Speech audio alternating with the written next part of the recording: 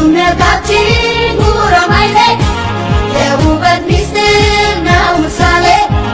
አንድነታችን የኃይል ምንጭ የህዳሴያችን አረጋጋት የህዳሴያችን